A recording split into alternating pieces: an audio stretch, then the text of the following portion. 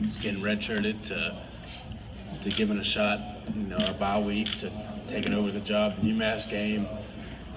But every week I prepared like I was going to play, so it wasn't that much of a transition to actually get out there. But it was crazy when it started, winning those 3 games. But it wasn't just me. I mean, a lot. Devo, got healthy. Rico came back.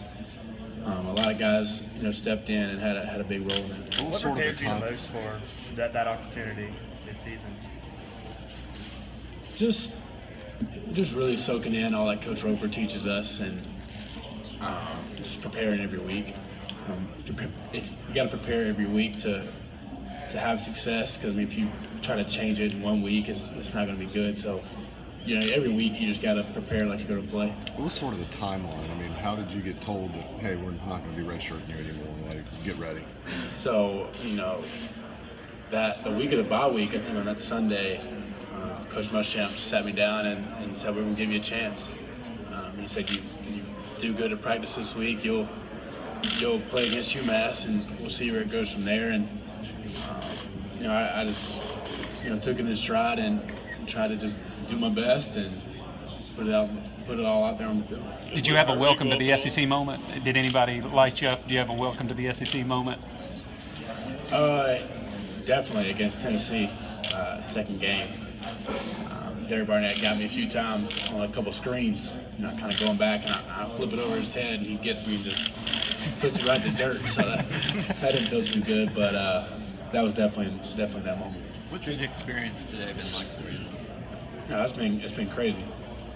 A lot of cameras, a lot of people, but it's been great just to represent our great university and to be out here with Hayden and Devo and Coach Muschamp, and just being with them and just trying to soak it all in. How much better do you understand things now? I mean, how much has this offseason been different than, obviously you weren't even in spring last year? Yeah. I've really just tried to work hard in the film room, mostly with our GA, Matthew Sims. He's done a great job going over our whole offense, the ins and outs to our offense, getting better at protections, getting better at knowing different route concepts, how they change, different coverages. Just kind of getting a grasp of everything is probably the biggest thing that I've worked on. How well do you know some of the other sophomore quarterbacks in the league, Patterson, Eason, and do you feel like a kinship with them because you guys are going through the same stuff?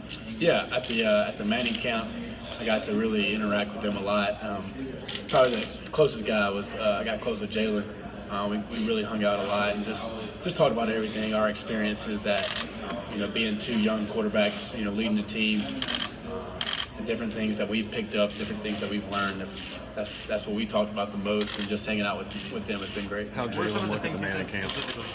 So How'd Jalen look at the Manning camp? Jalen looked great. He can really throw it.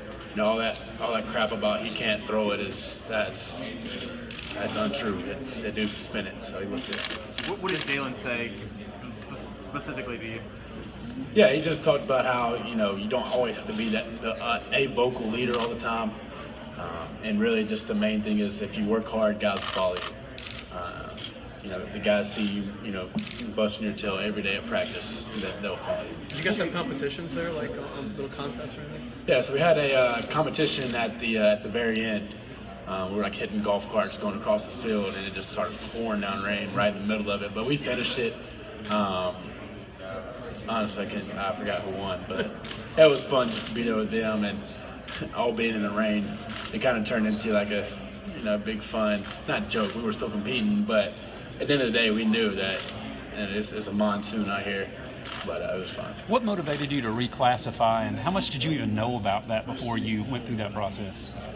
Yeah, just the whole process of, was I going to stay in Opelika? Was I going to come to South Carolina and play high school football and go to my 3rd high school was definitely a big part of it. And, when I visited South Carolina, that was where I wanted to be. And, when the opportunity arose that, I could skip my year, and I went ahead and did it because I didn't want to go to that 3rd high school and only be there for 6 months and learn another offense right before I learned the college one. So that's a lot of it, but I think it was a great thing to do for me. Jake, you're getting a lot of praise from those in the first half and obviously a lot of expectations for you. How do you stay balanced and not let that get in your head, not get too confident? You know, our coaches and my teammates do a great job of that. They really keep me grounded. I see how hard Hayden works. I see how hard Debo works, and that makes me work harder. That makes me stay in the film room. That makes me stay.